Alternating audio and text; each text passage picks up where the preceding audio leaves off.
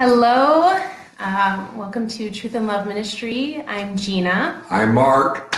And you are joining us for our weekly witnessing tip. And this week we are starting the first of 5 in a series.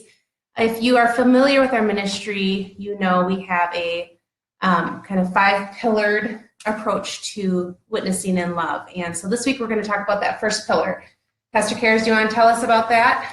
Well, the first pillar is, we sum it up, and it took many years, in a sense, to crystallize these. Mm-hmm. But our first one basically is see Mormons as victims, not as enemies.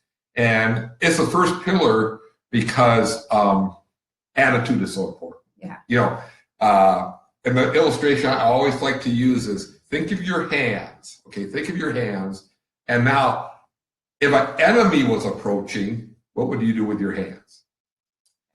Put them up. Put them up either to defend yourself or maybe to, strike. Right. Okay? But, it's usually a closed fist this way or this way. Very, very defensive. Very defensive, or you're on the attack because, and now think of your hands if you saw somebody as a victim. What would you probably be doing? Yeah, by reaching out to give them a helping hand, right? Right. Or maybe even a hug or something. But it wouldn't be the closed fist, it would be the open hand. And that's really, illustrates how important it is for attitude, having the right attitude. Because when you are interacting with a Mormon, they will sense are you coming with that closed fist or with that open hand. Mm-hmm. And so it's really, really important to see them as victims. And a lot of people don't see Mormons as victims because they don't look victimized. I mean, they look pretty successful many times, happy and everything. But a lot of times that's just a mask. That's part of the Mormon culture, is kind of wearing that mask. And there's a lot of things in Mormonism that victimize a Mormon. Okay? But I'm just going to read one of their scriptures. Just one of their scriptures. Is from Doctrine and Covenants. That's one of their scriptures. Mm-hmm. And basically it says, when we attain any blessing from God, it is by obedience to that law upon which it is predicated. What predicated really means establish or ground. Okay. So basically what that scripture, this is a well-quoted, often quoted passage. I'm not pulling something that's dusty. Right, not random. It's not random. It's often quoted. And basically what that passage says, and again, if you want to look it up, that's Doctrine and Covenants 130 verses 20 and 21. But if you, what that passage basically says is that if you receive any blessing, it is founded or predicated, it's based on your obedience to the law. So, again, there's no undeserved blessings in Mormonism.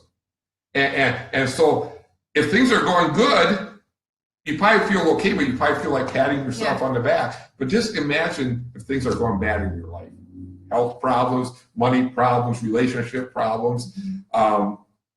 Where would you immediately look at yourself? Right. I had one LDS woman one time tell me that she realized finally after a couple of months why she was having problems in her life. It was because she did a load of wash on Sunday, a couple of months before. Because they aren't supposed to do any work on Sunday. And she had just carried that. And she had carried that for a couple of months. And then she thought she had the solution, on top of it. And that's just one of many examples how the teachings of Mormonism, burden a Mormon. And there's so many others.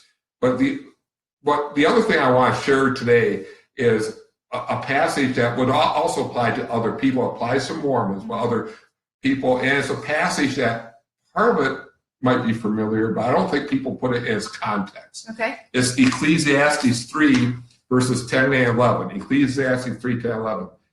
And Solomon says, I have seen the burden God has laid on the human race. He has made everything beautiful in his time. He has also set eternity in the human heart. Yet no one can fathom what God has done from beginning to end.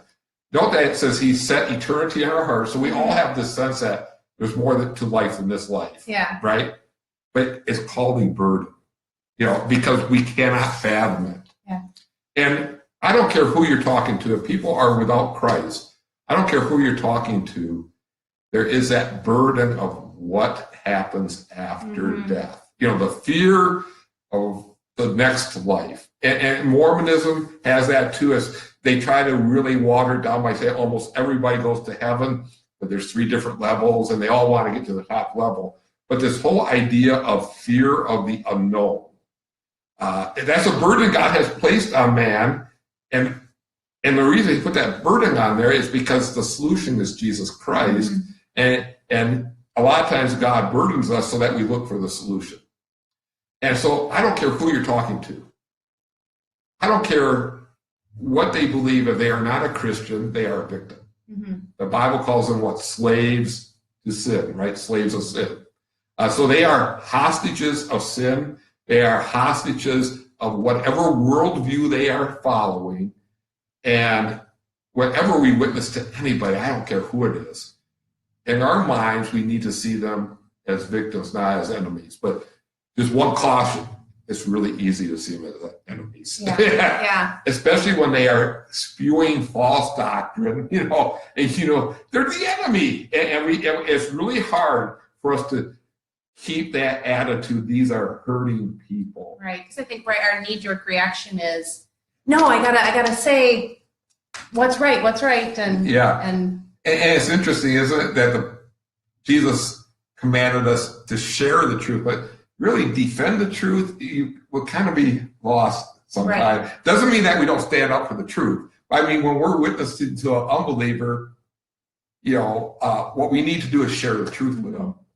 Defending the truth gives us really no place. That picture of hostages, to me, really helps me see victims, right, in a new light too. Right, and what we have to constantly do when we're witnessing is, before we witness, and we have a time to prepare, it's not just spontaneous, is to really work not so much on what we have to say, but what we're thinking, and how are we picturing that person. And the more that we picture that person, the better off we are at. And just to kind of conclude this, a little story somebody just told me last week. One of the people who are witnessing to LDS missionaries shared with me that she, after a while, shared with a sister missionary, her concern for the sister missionary, that basically she's going to outer darkness or hell. Guess how the sister responded? She started crying, which I would expect. But then she said, that was the most loving thing anybody has ever told me. Wow. Just think about that. And the reason why is because the lady witnessing to her saw her as a victim, and that just came out. And the LDS missionary realized that it was coming from love, trying to help her. Really reaching out. Right, reaching out with that hand. Yeah. Even though it was a hand that brings a hard truth, it was still a loving thing to do. Like a doctor saying, you have cancer, but I have a solution. Yeah. Oh, that's a great story. So what he was referencing is our witnessing to to Mormon missionaries is our Please Open the Door. Right.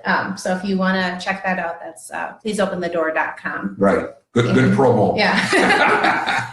And as we go into the next 5 weeks, watch for the rest of the pillars that we'll be sharing. Pastor Cares is going to be sharing a blog this weekend about that. And then if you're on our email list, we're also going to share an exciting opportunity for you to help reach out and interact with people who are lost, who are victims.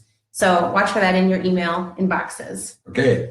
So, and enjoy the weather here. When we're recording this, it's April, and Pastor Cares was a little upset because there was a cloud in the sky here in Idaho. I know other parts of the country are experiencing snow, so I don't think we have it so bad. Oh no! Oh look, there's a cloud. Yeah. Have a great week. We'll see you next time. Bye-bye. Bye.